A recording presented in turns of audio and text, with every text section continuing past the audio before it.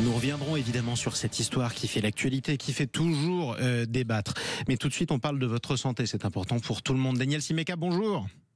Bonjour à tous. Alors c'est un cri d'alarme qui a été poussé cette semaine par l'Institut Pasteur. Hausse des méningites, ça fait peur. Depuis près de 2 ans, depuis 2022. D'abord, on rappelle les quelques symptômes des méningites.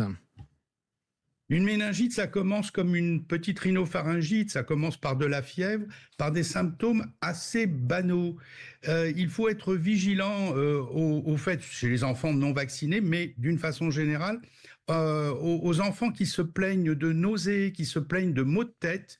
Et bien évidemment, ensuite, ça c'est à évaluer par le médecin. Et le signe principal, c'est en dehors de cela, c'est une nuque un petit peu raide. Et ensuite, les choses s'emballent assez vite, d'où la nécessité de faire un diagnostic très tôt, parce qu'ensuite ça s'emballe très vite. Et ça peut devenir dangereux.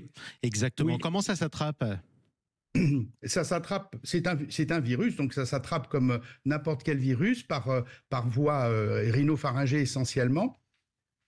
Et il faut savoir surtout que nous avons une arme qui s'appelle la vaccination, qui doit être absolument effectuée. Il y a 2 types de vaccination, une qui est strictement obligatoire et une autre qui est vivement recommandée, et c'est absolument nécessaire. On rappelle, 70 à 80% des méningites sont virales, et donc la plupart du temps se passe bien, mais il y a des méningites aussi bactériennes, et c'est celles-ci à méningocoque qui sont les plus dangereuses. On rappelle 10% de décès quand même, 10% sur une population d'enfants, c'est un drame, c'est une catastrophe, un chiffre pareil.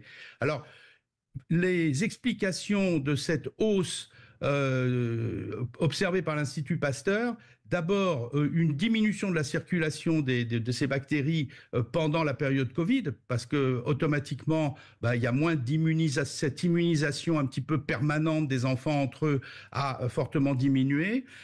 Donc retour ensuite à une vie normale, et bien de nouveau les enfants se fréquentent à la crèche, à l'école, etc. Et puis surtout une désaffection des vaccinations, mais ça on l'observe pour tout. Nous payons en quelque sorte la rançon de l'obligation vaccinale. Le vaccinoscepticisme, hélas, a augmenté en France depuis le Covid, et là, on en voit des conséquences qui peuvent être dramatiques. Alors le vaccin, justement, sur cette maladie-là, il se fait comment ? Dans quel cadre ? Alors, il se fait dans le cadre, il faut voir évidemment son pédiatre ou son médecin. Ce sont des vaccins qui se font dans les premiers mois de la vie. Il y a 2 catégories de vaccins, et les 2 se font de toute façon avant 2 ans. Il faut que les enfants soient absolument vaccinés, et même plutôt que cela. Il faut savoir, on parle des nourrissons, ça peut toucher aussi les enfants plus grands, ça peut toucher plus rarement les adultes. Donc c'est vraiment un problème de santé publique important qui est pointé là. Exactement. Est-ce qu'il y a une prévention à part la vaccination contre la méningite ou pas ? Non. L'arme absolue, c'est la vaccination. Et donc, il faut veiller à ce que les familles prennent conscience que là, c'est un vaccin plus que nécessaire. Et si je rappelle, on 10% n'a pas de mortalité dans les méningites à méningocoque. 10% de mortalité quand même. 1 sur 10, c'est quand même spectaculaire. Si jamais on n'a pas été vacciné bébé ?